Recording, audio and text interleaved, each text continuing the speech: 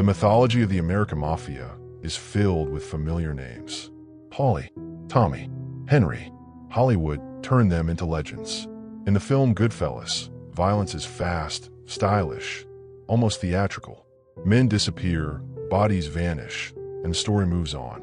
The audience is given a glimpse into the world of wise guys, but only a glimpse, because the film never showed everything. It never showed the quieter soldiers, the ones who worked in shadows, the men who followed orders without question until those orders turned on them. One of those men was Anthony Plate. According to multiple documented accounts from federal investigators and former associates, Plate was a low-ranking but trusted soldier connected to the powerful Gambino crime family during one of the most violent decades in its history. His story was never cinematic. It did not involve glamorous nightclubs or charismatic speeches about loyalty.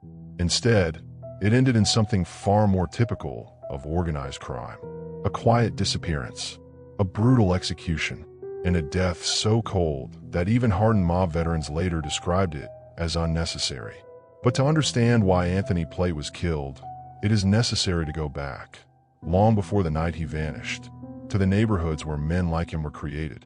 The streets of Brooklyn in the 1960s were crowded with ambition and poverty. Factories lined the waterfront. Corner bars filled every block. And behind many of those bars, the Mafia quietly controlled the economy.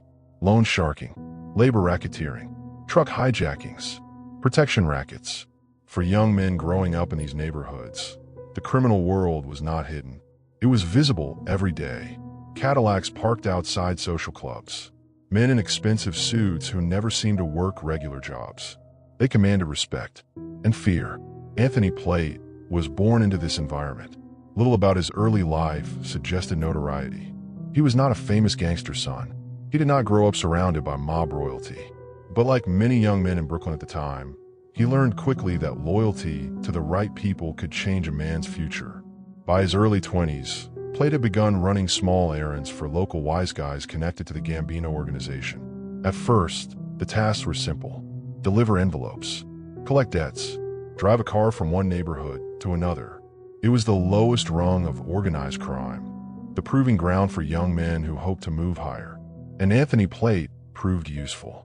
He was quiet, reliable, and most importantly, he did not ask questions. Within a few years, he was working more directly with associates tied to powerful captains within the Gambino hierarchy. At the time, the family itself was undergoing a transformation. The rise of Carlo Gambino had reshaped the organization into the most disciplined crime family in New York. Gambino believed in control. Violence was used sparingly. Public attention was dangerous. And loyalty was everything. But by the late 1970s, that stability was beginning to crack. Younger crews were becoming more reckless. Profits from narcotics and hijacking operations were growing larger. And the old rules were slowly starting to break. Anthony Plate found himself in the middle of that shift. By this time, he had become what mob investigators described as a reliable street operator. Not a leader, not a strategist, but a soldier capable of carrying out orders. Plate's daily life revolved around the routine operations of organized crime. Trucks leaving JFK Airport sometimes disappeared before reaching their destinations.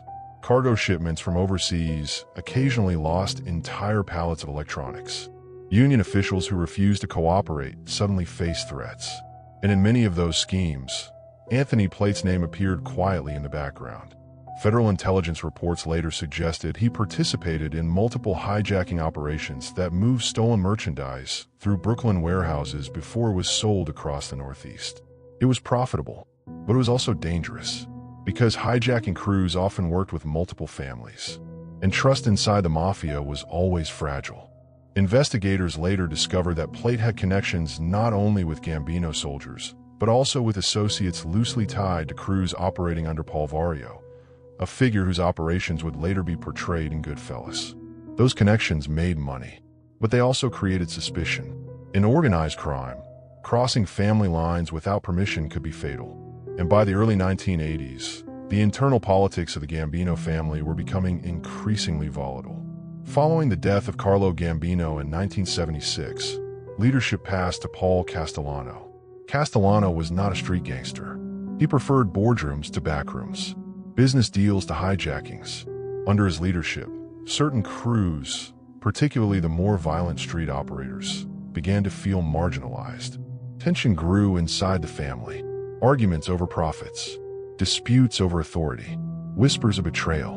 And for men like Anthony Plate, these conflicts created a dangerous position. Because soldiers did not control their own fate, they served the ambitions of the captains above them.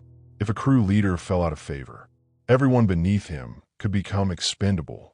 According to law enforcement files compiled years later, Plate had begun associating with individuals who were attracting the wrong kind of attention.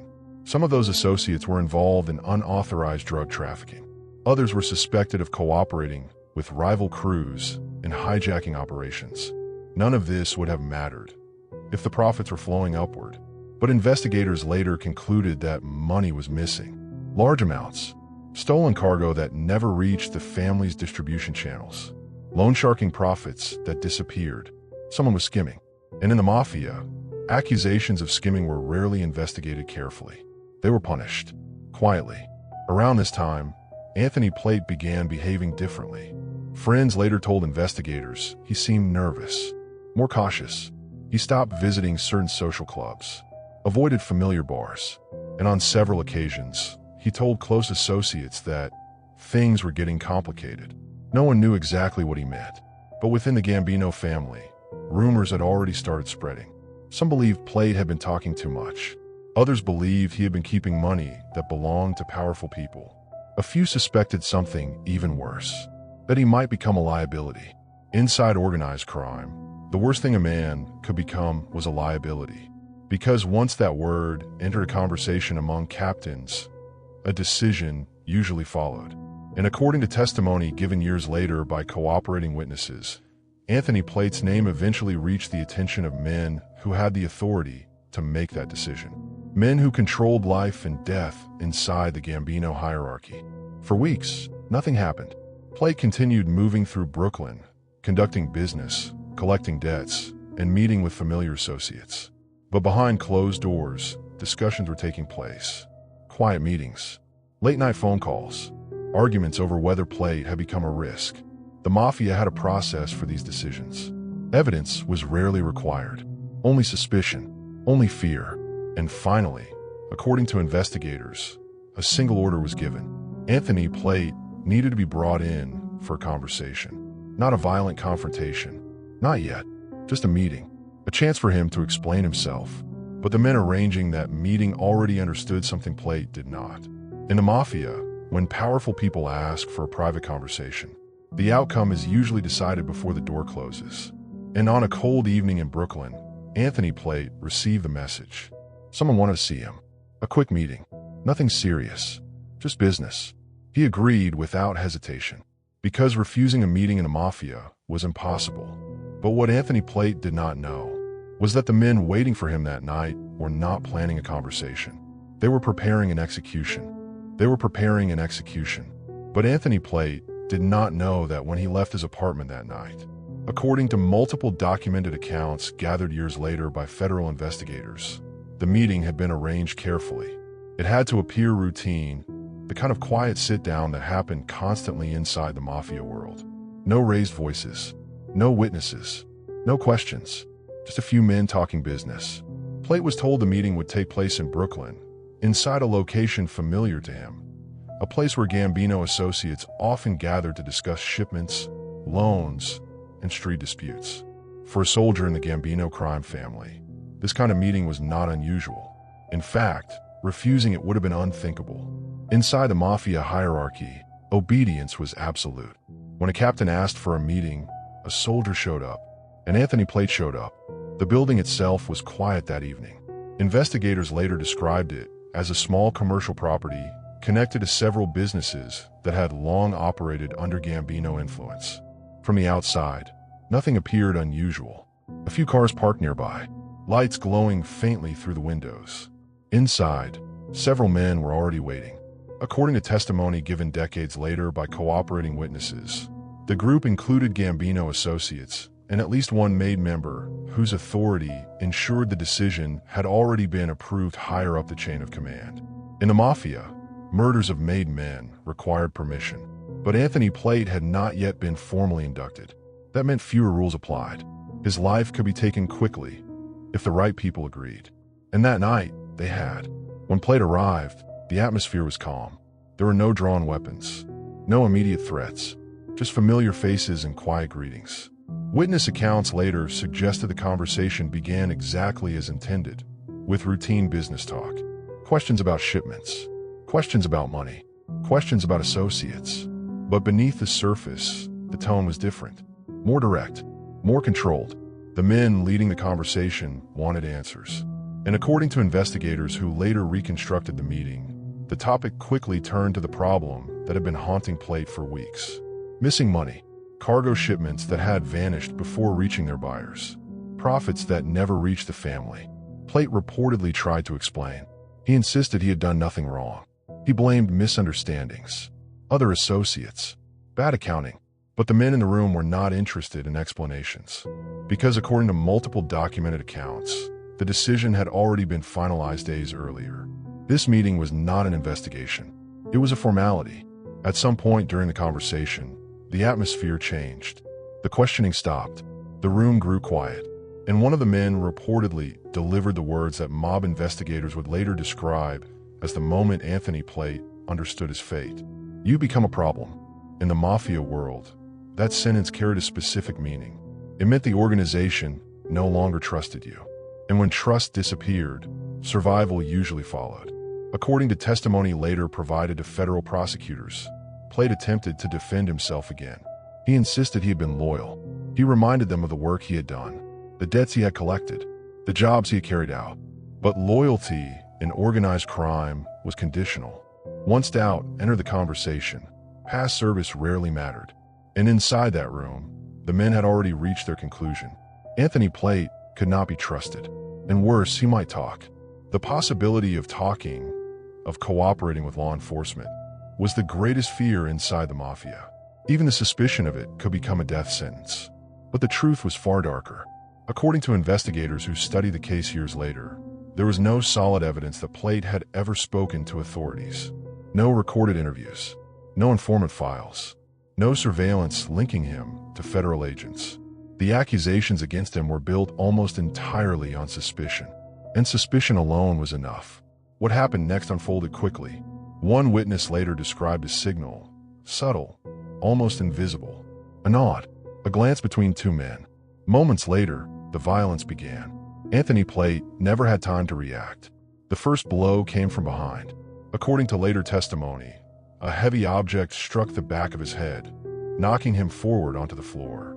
Before he could recover, multiple men moved in. The attack was immediate and overwhelming. Punches, kicks, blows delivered with brutal efficiency. This was not a chaotic fight. It was an execution carried out in close quarters. Investigators later concluded that the attackers intended to kill him without using gunfire. Gunshots attracted attention. Noise brought police. Inside mafia-controlled buildings, silence was preferred. And so the men used whatever was available. Metal tools, wooden objects, their fists. Within minutes, Anthony Plate was unconscious. But the violence did not stop. According to one cooperating witness who later described the killing, the attackers continued beating him until they were certain he would never stand up again. By the time the assault ended, Plate's body lay motionless on the floor. The conversation had become a murder, but the killing itself was only the first step. In organized crime, the greater challenge was always what came afterward. The body. Bodies created evidence.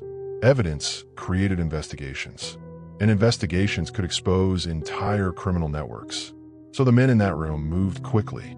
According to investigators who later reconstructed the crime, plastic sheeting had already been prepared in advance. This suggested something important. The killing had been planned carefully. The attackers had expected to dispose of body. Plate's remains were wrapped and moved out of the building under cover of darkness. No neighbors reported unusual activity. No witnesses saw the men leaving. Inside mafia circles, such disappearances were known simply as being put away. The body vanished, and with it, the evidence. For several days, nothing appeared unusual. Anthony Plate simply stopped appearing in the places where he normally conducted business. The bars, the social clubs, the street corners where wise guys gathered. At first, some associates assumed he had left town. Others believed he might be hiding from someone. But inside the Gambino family, the truth was already understood. Plate was gone, and the organization moved on.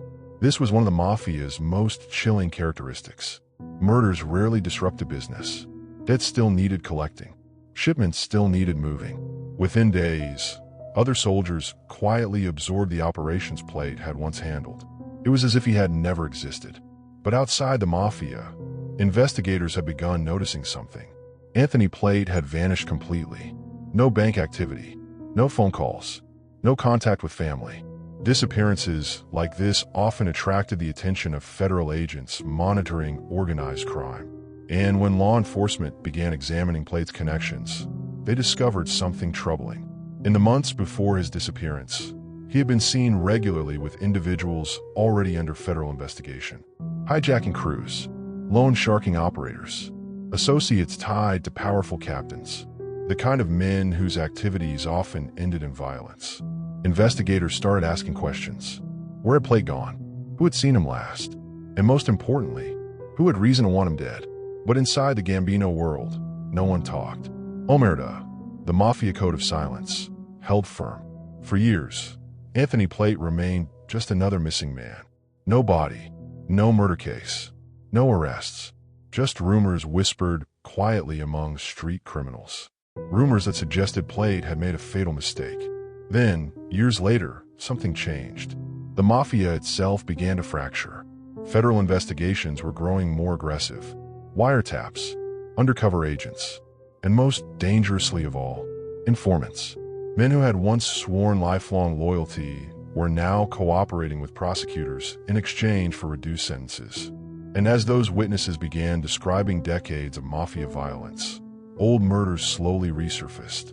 One of those murders was the killing of Anthony Plate.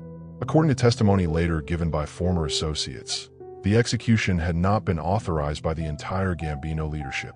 Instead, it had been pushed forward by ambitious crew leaders who believed Plate might expose their own illegal operations. In other words, Anthony Plate may have been killed not because he was dangerous, but because the wrong people feared he might become dangerous. And when federal investigators finally began piecing together the truth, they realized something even more disturbing.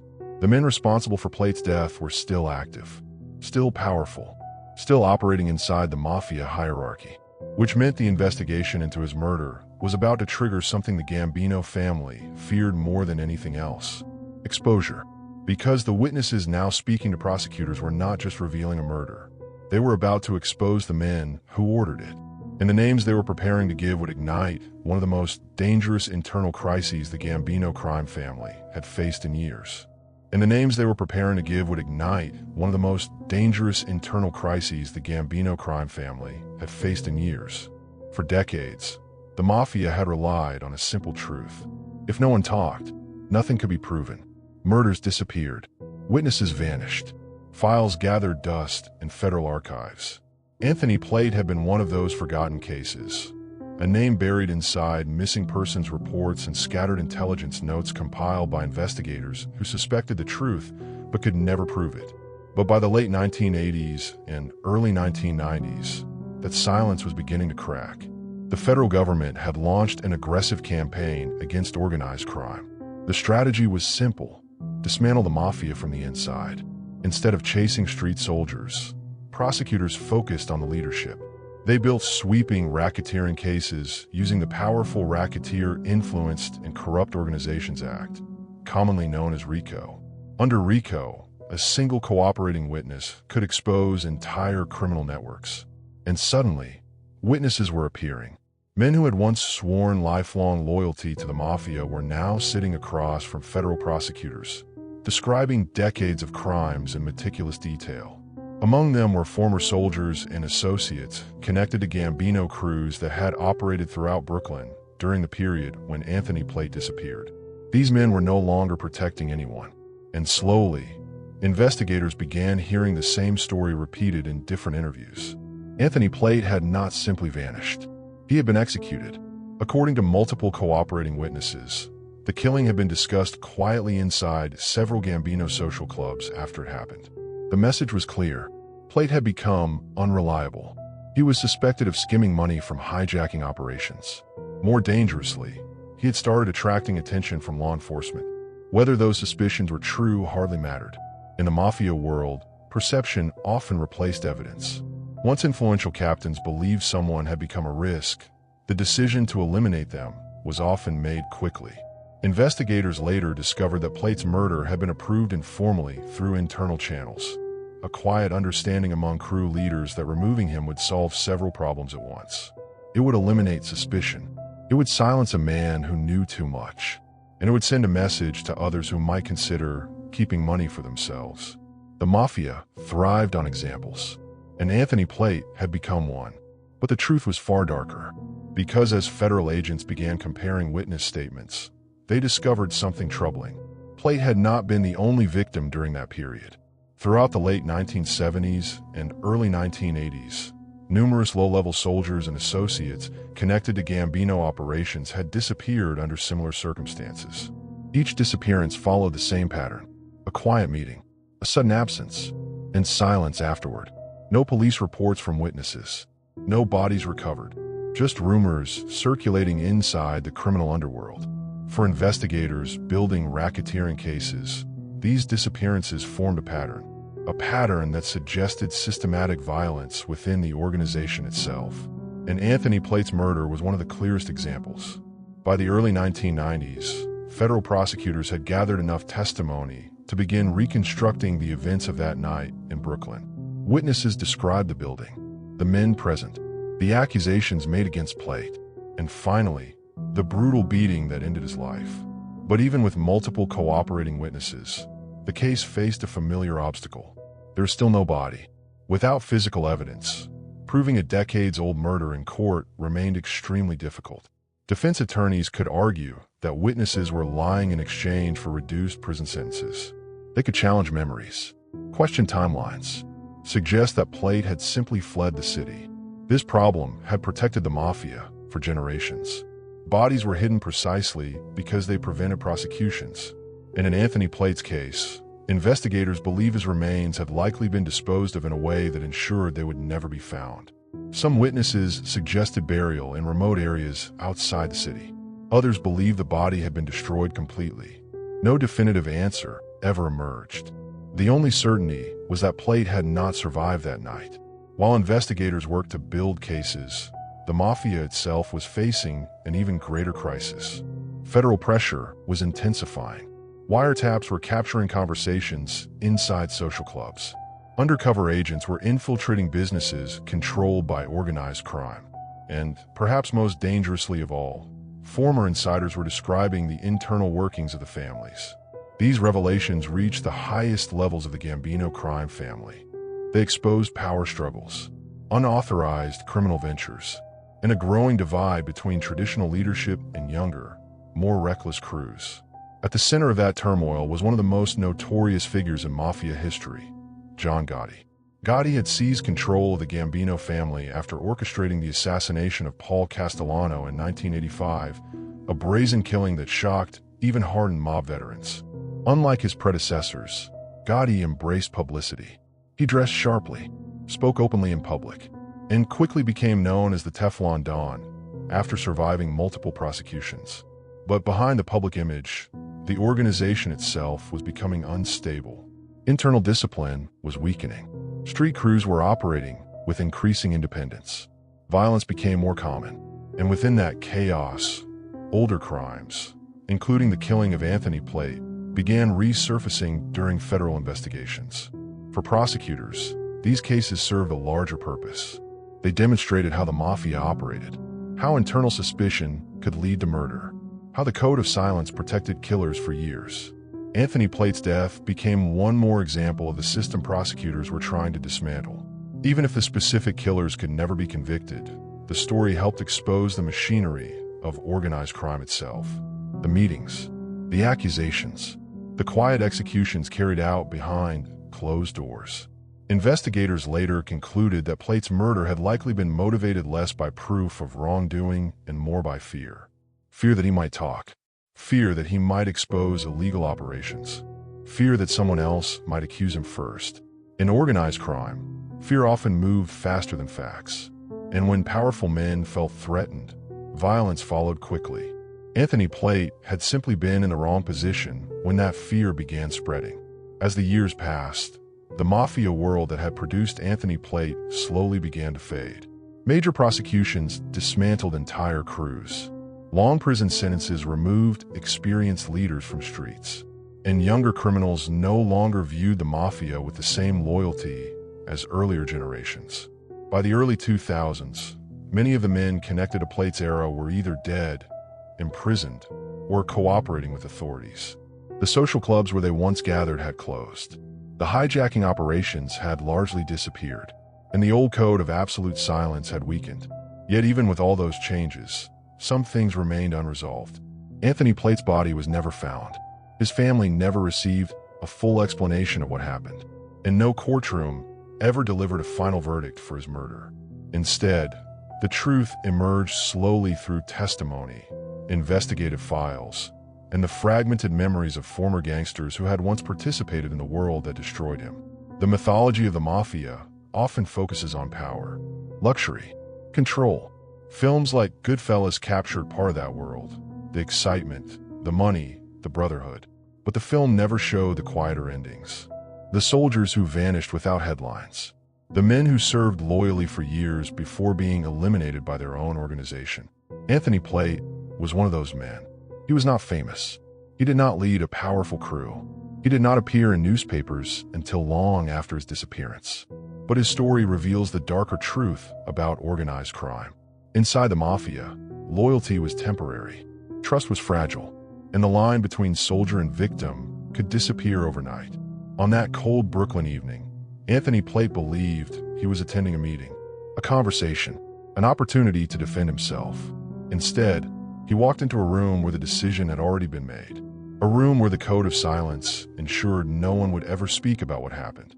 And within minutes, another soldier of the Gambino crime family simply disappeared from history. Not with gunfire, not with witnesses, but with the quiet efficiency that defined the mafia's most carefully hidden crimes. Because in that world, the most terrifying fate was not a public execution. It was something far simpler, a door closing, a body vanishing, and a name slowly forgotten.